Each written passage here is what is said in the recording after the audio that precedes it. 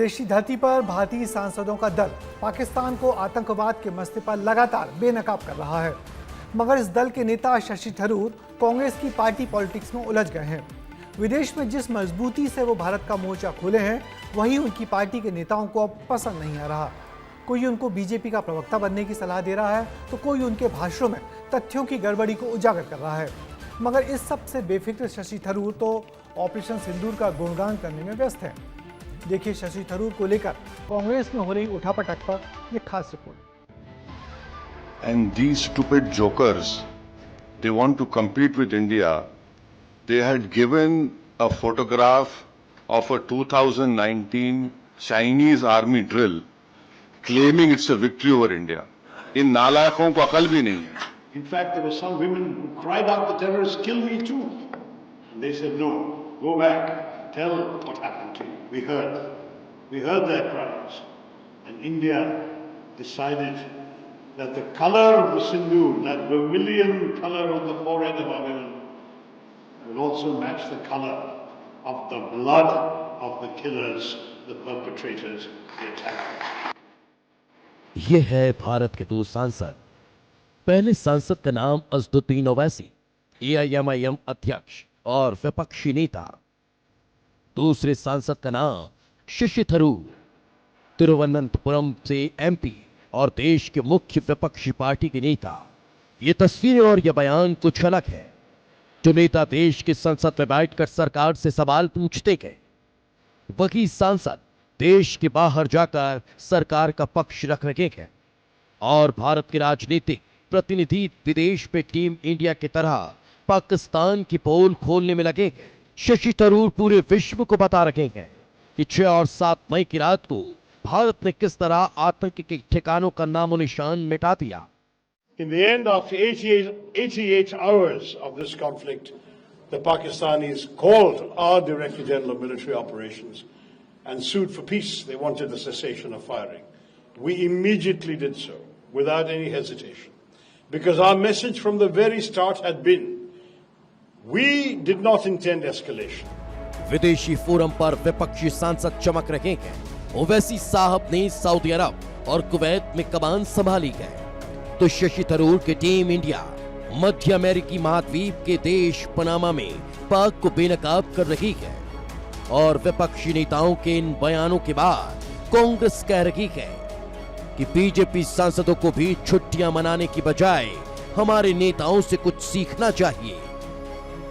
अलग अलग बैठकें कर रहे हैं, डायस्पोरा से कर रहे हैं, लेकिन वहां भी कांग्रेस के विपक्ष के सांसद क्या कर रहे हैं, कैसे भारत का पक्ष रख रहे हैं, वो आपके सामने है।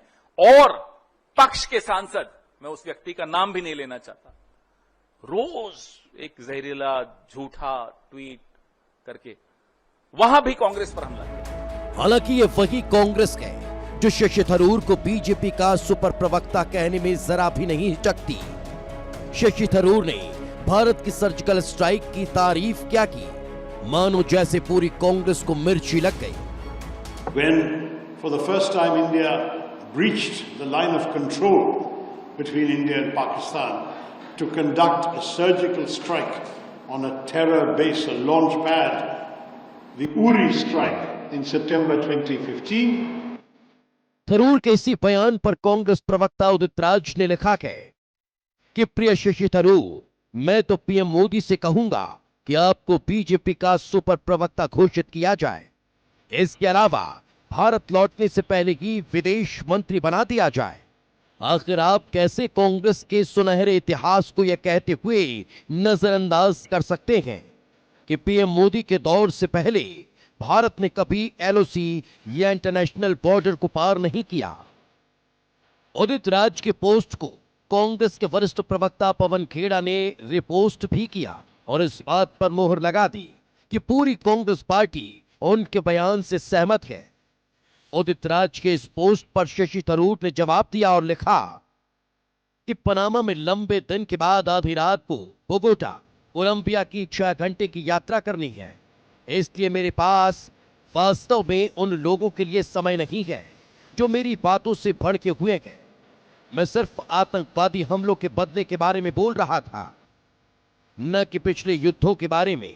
मेरी टिप्पणियां सिर्फ हाल के सालों में हुए कई हमलों को लेकर थी।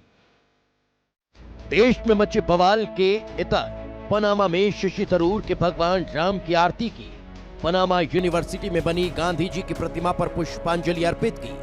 और भूलिएगा मत, शशि थरूर उसी कांग्रेस के नेता के जिसने राम मंदिर की प्राण प्रतिष्ठा से दूरी बनाई थी। ब्यूरो रिपोर्ट, विस्तार न्यूज। हालांकि ये सवाल भी उठाए जा रहे हैं कि सांसदों के इस प्रतिनिधि मंडल से राष्ट्रों के प्रमुखों की मुलाकात क्यों नहीं हो रही और न ही किसी देश के साथ आतंकवाद के खिलाफ कोई ज्वाइंट स्टेटमेंट आ रहा है। मगर इस सब के बावजूद शशि थरूर और असदुद्दीन ओवैसी के बयानों को सोशल मीडिया और अंतर्राष्ट्रीय स्तर पर जो प्रचार मिल रहा है, उससे भी हमारे देश का मकसद पूरा हो रहा है। वैसे कहने वाले तो कह रहे हैं कि विदेश दौरे से लौटने के बाद कांग्रेस में शशि थरूर के लिए अब मुश्किलें बढ़ जाएंगी। तो क्या शशि थरूर भी आने वाले दिनों में बीजेपी का ही रुख करेंगे? इस काल्पनिक सवालों का जवाब आना बाकी है।